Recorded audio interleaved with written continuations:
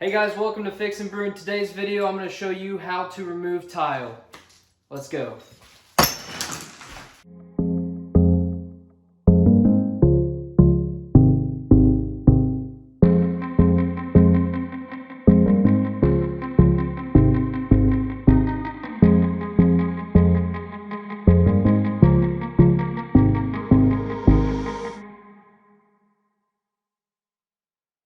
Alright, so step one, guys, you're going to want to find an edge to start. Find the cleanest edge where you can get a good swing on your hammer, because this is going to be one of the hardest parts, is just getting it started.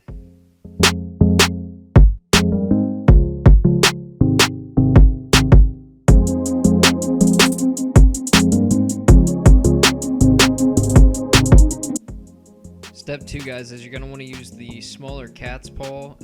The smaller the pry bar part of that, the easier it is to wedge under and pop those tiles out.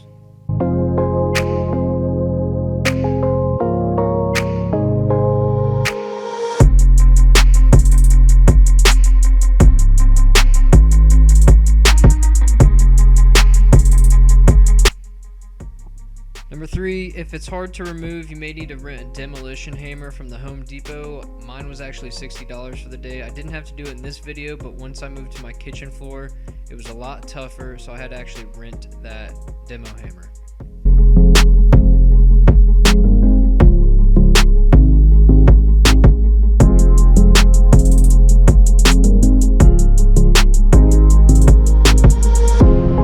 Number four is just to help yourself out. Move your trash can as close as possible wherever you're going to take your trash.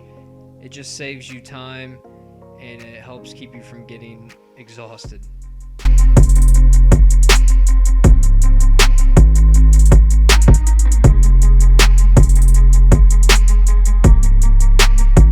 Number five is one of my favorites. It's in all of my videos. Is put in the work, take your time.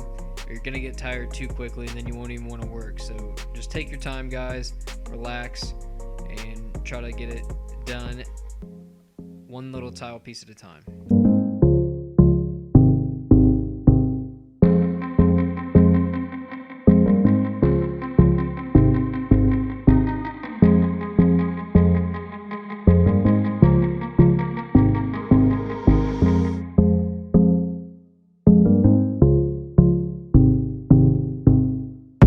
So in this video, I actually have plywood underneath over the subfloor, and I had to pry that up.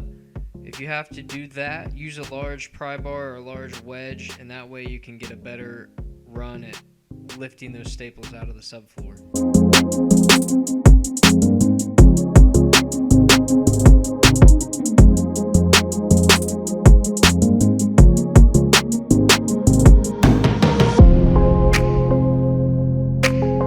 Last step, guys, number seven, make sure you clean up all your area once you're done. Remove all the nails, staples if you have plywood, leftover grout if you have the tile. You got to get all that up if you're going to put new floor down, or it's going to make your new floor terrible. I'm telling you.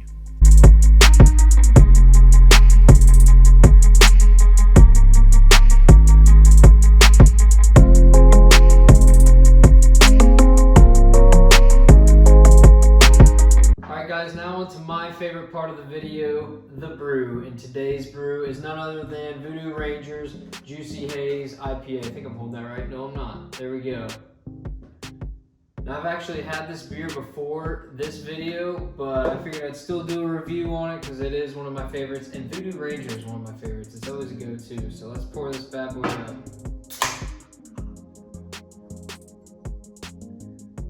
Now you notice I'm doing it different this time. I'm actually pouring it into a glass so you guys can see the color. I'm getting creative here.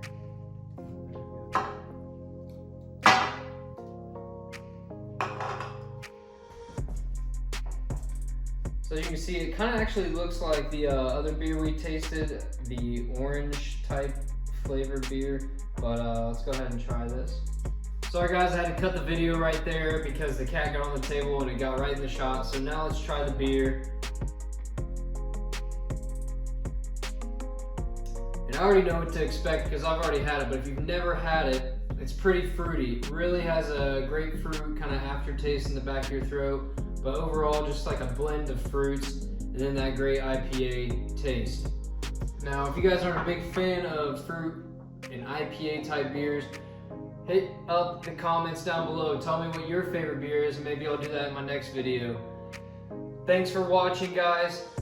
You know what I'm about to go do.